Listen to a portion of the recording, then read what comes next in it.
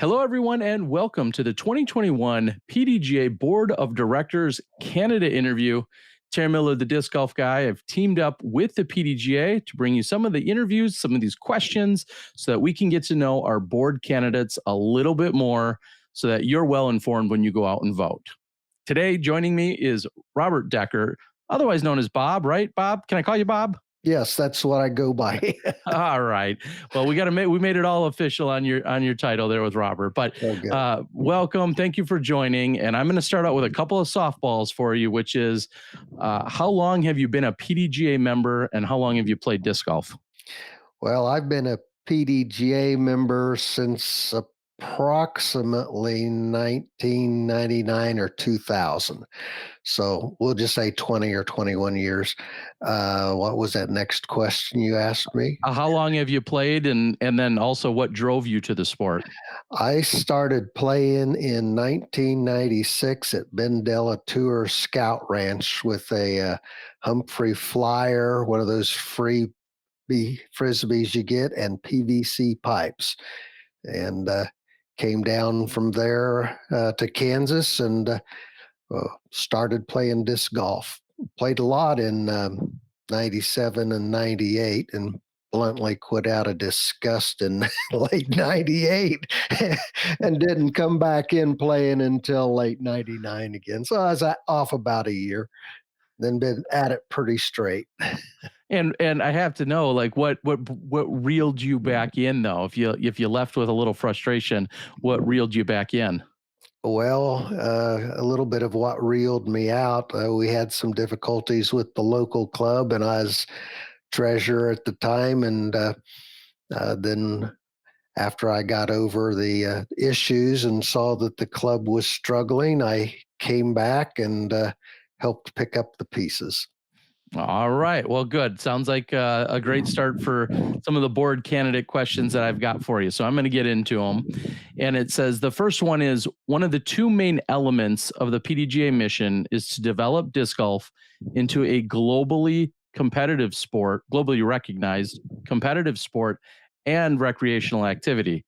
What does that mean to you, and how would you contribute as a board member towards this objective? Well, I think that goes with my general feeling about disc golf is that we want to develop it into, well, it is a sport, but we would need to promote it more, that everybody is welcome and everybody feels welcome, because we can, well, we have divisions from 7 years old on up to 80 or 85 now. It's a good lifetime sport.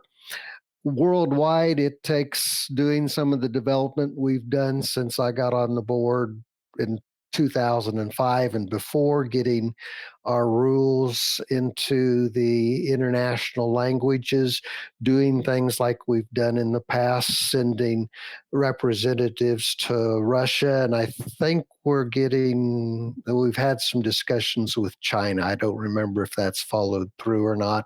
Of course, I love on my birthday looking at Facebook and seeing how much of the world we already cover with disc golf friends saying happy birthday.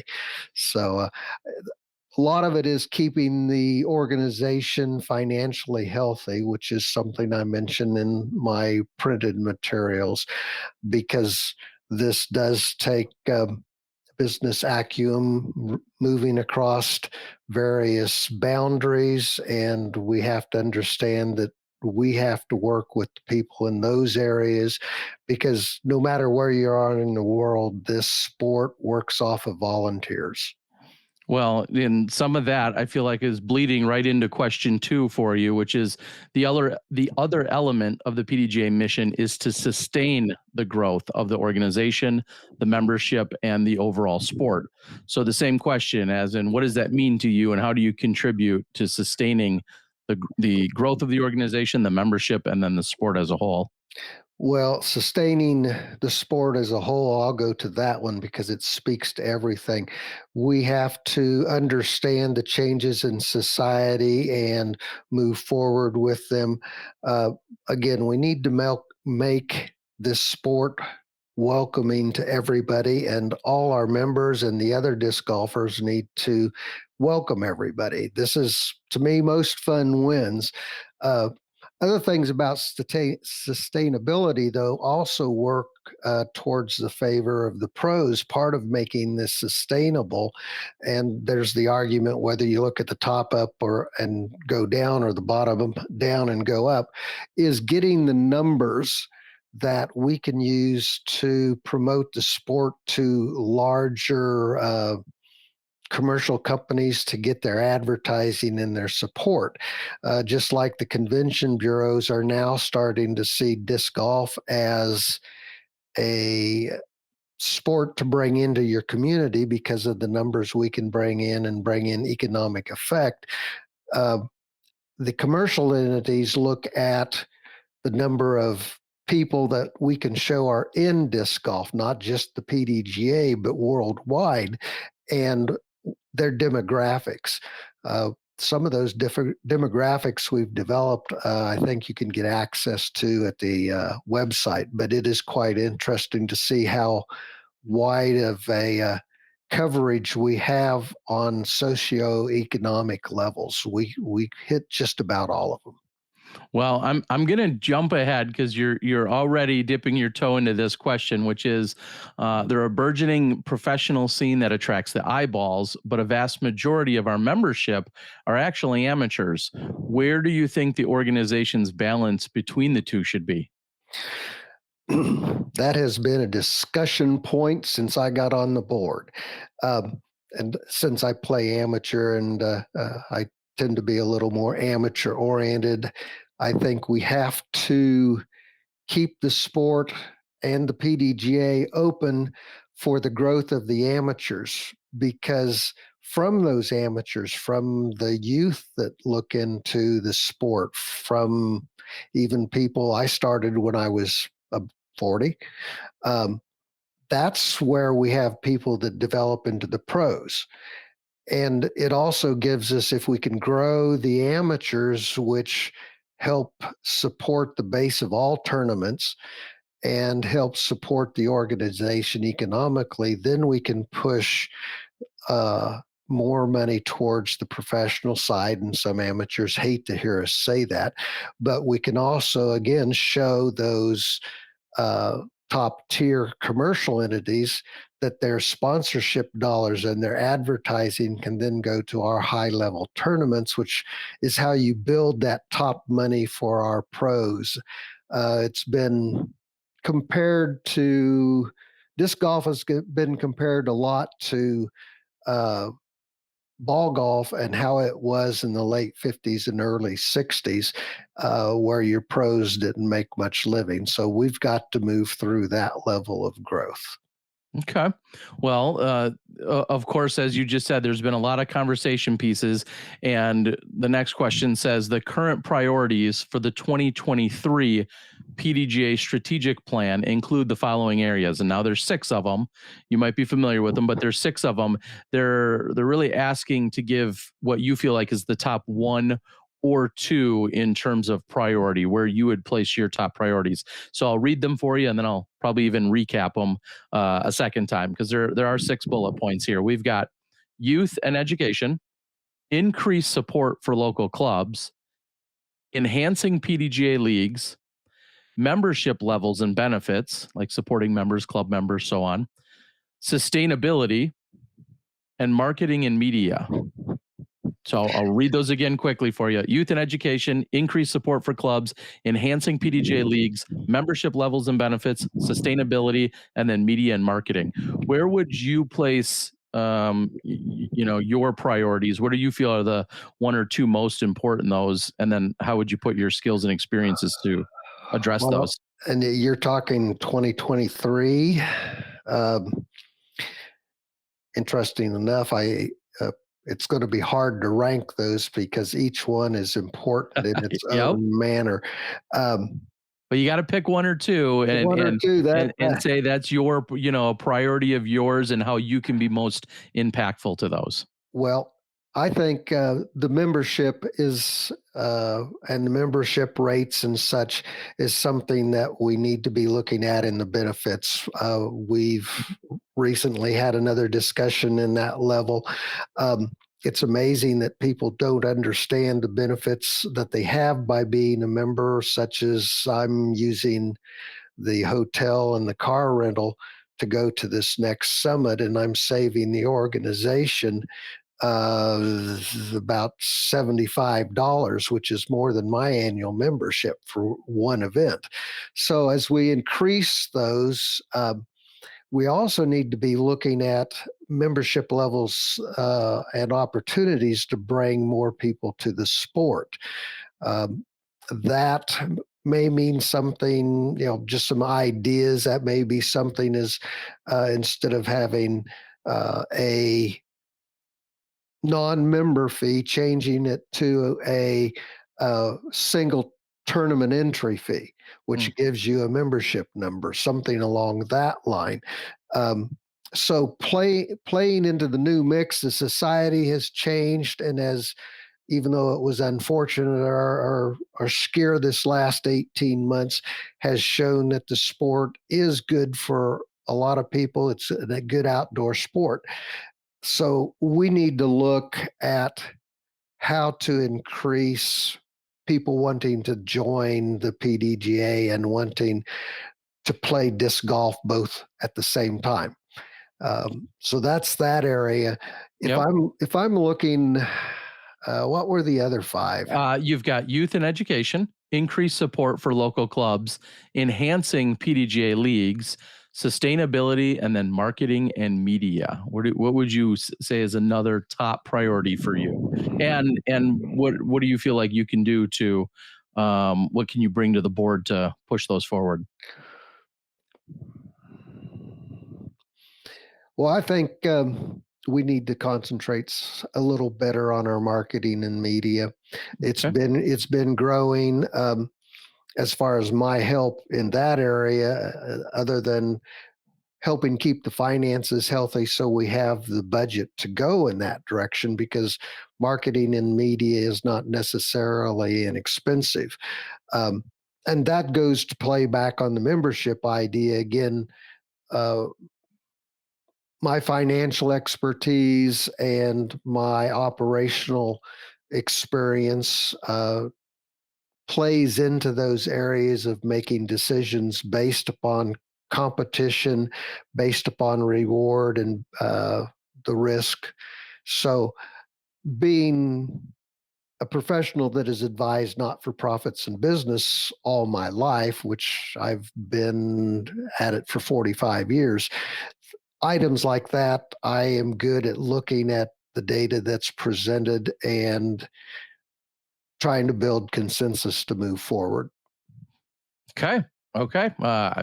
I'm not gonna cheer just because I'm part of the media, but no, well, again, and I I'm just gonna quickly, personally, editorially interject here that I agree with every one of our candidates. Those are all obviously top priorities, and it's tough to maybe put one or two in front. But I love hearing everyone's responses that we've been getting, so it's great. Well, and what's interesting is that really, I think we've grown enough that we don't have to put them in that much of a primary issue over the others. Sure. We have staff and volunteers and bluntly finances that we can spread around a little. We just need to balance it to move forward in a good manner. That's really what we got to do. Sure. All right. Well, the next question, number 6, we're moving along. There is evidence, such as the current surge of membership and event growth, staff size, etc., that says stay the course. On the other hand, there are people who feel the PDJ needs to change. Where do you fall on that spectrum, and why? Well, again, very non-specific question there. Um, So, Some people, I again, I'm this is my editorial interjection here, is some people will say that the PDGA isn't either growing fast enough, or it feels like a good old boys club. Those are things I hear even as a long-term member. And some people say, hey, we need a whole new garden there. Let's shake things up. And you've been around for a while, so yeah, I guess how do you feel like we're moving in the right direction? Stay the course with what's going on, or do you feel like there needs some major change? And where do you fall on that spectrum? well, let's just put it this way, I'll sit right in the middle. Um, First of all, as a board, our responsibility is to do no harm. So we have to make decisions along these lines of growth or stay the course. And we constantly discuss these things.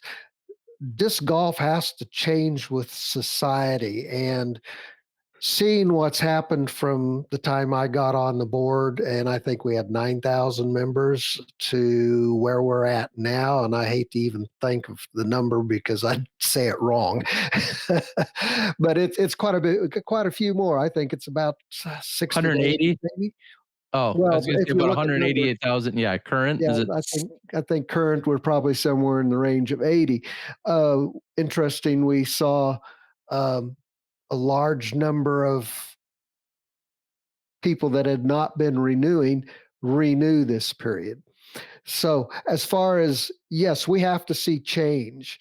There's been many things here in the last 5 years that were not new. They had come up in the past, and we had tried and they didn't work, or we just determined they weren't time. It wasn't their time. But then things have happened that made it their time. So it's not whether you have the old course to stay. And I've heard the good old boy group so many times, but if you look at the board now, we're not a good old boy group. We're very balanced and very diverse, which I'm proud to see in comparison to where I started. Um, but you have to keep in mind our base and how many people really like some of the things we used to do, the relaxed atmosphere, the let's have fun, and which is not necessarily the good old boy, but that's your recreational side. We still have to serve those people, but we do have to change, and we do have to keep growing to move into different areas of the world, think differently. I mean, Laura communicating to us about Europe is a great example, and it helps the board see that. You look at, China, Russia, even Korea and Japan or Australia, and they all have different ways of thinking. We have to work them all together. Now, change needs to happen. If you are not changing, you are going backwards. So it has to be done in a wise and targeted manner. I do understand sometimes it seems like we move slowly, and that's because it's become a much bigger machine um, to stop and change a direction. But it's a lot easier to keep it moving correctly if you make wise decisions on change instead of just try something. Um, because if you just try something, you could wreck the ship pretty quick. So that's why we have to temper the change, shall we say. Keep the past in mind, temper the change into the future, because you have to keep changing. Every business does.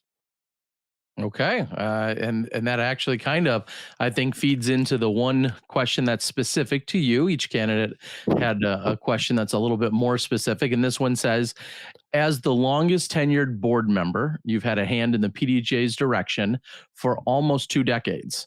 What message do you have for the members that desire big changes for the PDJ, and how can you assure those ideas will be addressed and possibly gain traction?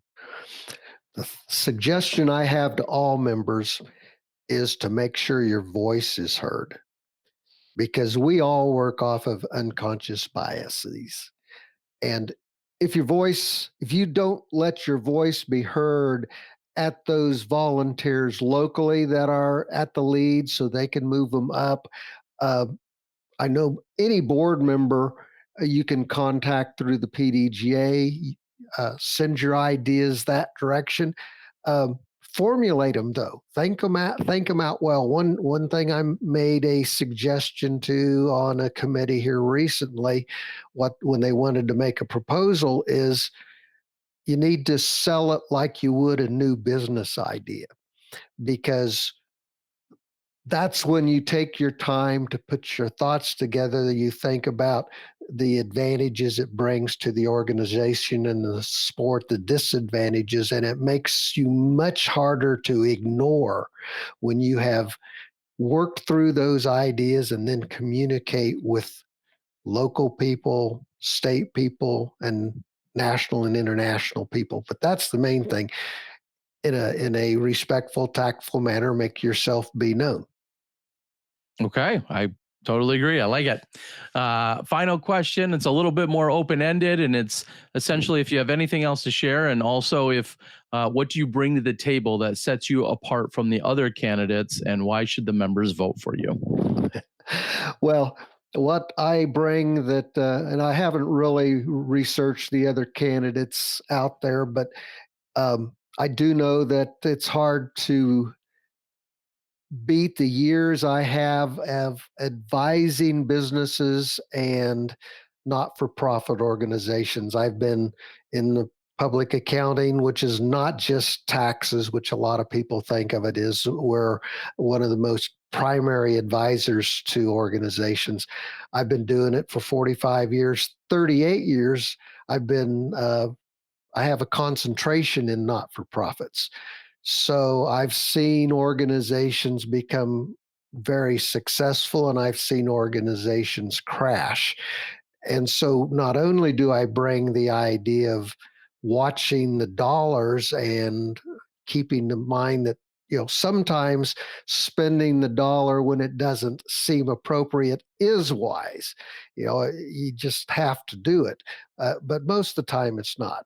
Also, I know how businesses run. I've owned a business myself, but I've advised something like 20 not for profit organizations, and uh, some of them are larger than we currently are. So we think we're big, but and we'll get there, but we're a moderate size now. But that's really the unique thing I think I bring to the board, other than the fact that 17 years on the board. Is that it, right? Uh, 2005 to 21, something like that. Uh, 16. Uh, lets me see both the long term view and the mistakes we haven't documented well that we made in the past. And that's really interesting that we didn't document our mistakes for posterity, and we should have. So, and we're doing that now. well, Uh, you've seen the good, the bad, and the ugly, and everything in Oh, between. yeah. Thank you for putting that in there. Yeah. Disc golf politics often makes disc golf no fun, but Yeah. it is what it takes to run this organization. Awesome. Well, Bob, thank you so much. And of course, I want to say thank you for the service you've already provided, win, lose, or draw. That can't be taken away from you. And I know through all these years, I've seen you at countless board meetings, and I always enjoy hearing the insight and everything that you provide. So thank you for the leadership and the direction you've proven up into this point. And of course, I wish you the best of luck here in the 2021 PDGA Board of Directors candidate interviews and beyond. So thank you so much, and good luck. We'll see you out there. Okay. Well, the standard vote for me. I want to be on another 3 years. All right, there you heard it from Bob. All right, guys, have a good one, Bob. We'll talk to you later. Bye. Thanks. Bye.